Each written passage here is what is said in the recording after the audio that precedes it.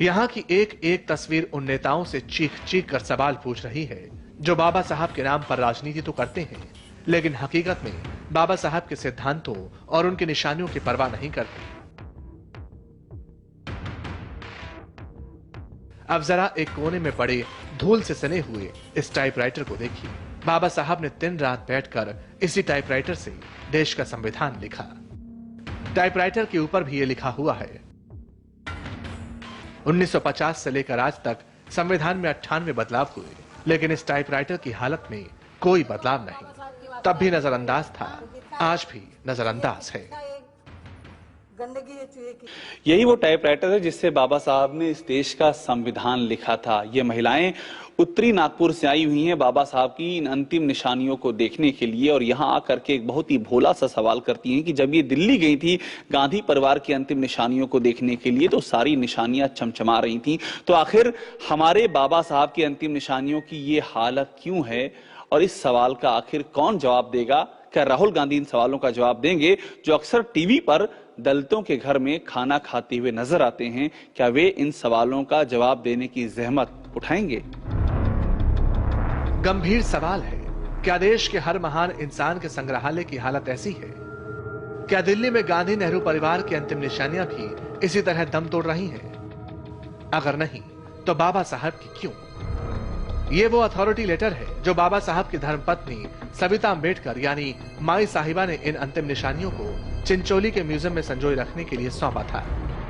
नागपुर बाबा साहब की दीक्षा भूमि है। यहीं उन्होंने अपने लाखों अनुयायियों के साथ बौद्ध धर्म की दीक्षा ली थी। माई साहिबा की इच्छा अनुसार बाबा साहेब के पिए रहे नानक रत्तू ने इस म्यूजियम की स्थापना की ताकि हमारी आने वाली पीढ़ी बाबा साहेब की इन अंतिम निशानियों को देखकर गौरवान्वित हो सके, इनसे प्रेरणा ले सके। लेकिन अब इन अंतिम निशानियों की हालत देखिए और सोचिए कि हमारी पीढ़ी इसे देखकर क्या प्रेरणा लेगी। ये अष्ट धातु की बनी भगवान बुद्ध की वही प्रतिमा है जिसके सामने बाबा साहब भीमराव अंबेडकर ने नतमस्तक होकर के बौद्ध धर्म की दीक्षा ली थी। इसको देखिए, ये खुले में पड़ी हुई है, धूल और गर्द की परत इसके ऊपर जम रही है। इसको देखिए और नतमस्तक होइए उन राजनीतिक पार्टियों के सामने जो दिल्ली से लेकर के और उसके बाद कन्याकुमारी तक बाबा साहब के नाम पर उनके अनुयायियों के वोट खाती हैं और उनकी अंतिम निशानियों की ओर कभी पलट करके भी नहीं देखती हैं। इस संग्रहालय में रखे कपड़े ही नहीं, बाबा साहेब की हर चीज सड़ रही है। चाहे वो यह तस्वीर हो, रोजाना इस्तेमाल में आने वाला सामान, ये टोपी, ये छतरी, लेकिन बावजूद इसके ये संग्रहालय गुमनामी में एक दिन हमेशा हमेशा के लिए नष्ट हो जाने की अपनी नियति का इंतजार कर रहा है। इंडिया गवर्नमेंट को, महाराष्ट्र गवर्नमेंट को हमने कितनी बार लिखा, उसके बाद में लिखने के बाद में भी उन पर किसी तरह का जवाब नहीं आता है सर। जैसे कि महाराष्ट्र गवर्नमेंट ने यहाँ पे 40 करोड़ रुपए मंजूर करके रखे हैं, जैसे कि केमिकल ट्रीटमेंट हो गया, यहाँ की कंपाउंड वाल है, ऑडिटोरियम है। तो हमारा कहना था कि कम से कम बाबा साहब की चीजें सलामत रहे। म्यूजियम में हमारी आंखों के सामने एक के बाद एक कई लोग बाबा साहब की अंतिम निशानियों के दर्शन के लिए आते रहे। कभी महिलाएं, कभी छात्राएं, कभी स्थानीय नागरिक, लेकिन अपने राष्ट्र नायक की अंतिम निशानियों की इस दुर्दशा को देखकर सभी की आंखें दुख से भर जाती थीं।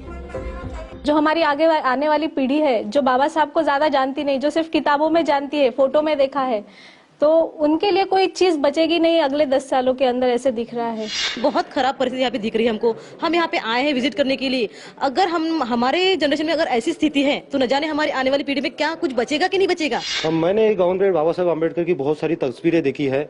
आज इस पे बहुत सारे ऐसे ये दिख रहे हैं, ये इसकी हालत बहुत ही गंभीर दिख रही है मुझे। केंद्र से लेकर महाराष्ट्र की सरकार तक बाबा साहेब की इन अंतिम निशानियों की दुर्दशा से पूरी तरह वाकिफ है, फिर भी हाथ पर हाथ धरे बैठी है। आपको हम इस बेहद ही कड़वी सच्चाई का भी एहसास करवाएंगे।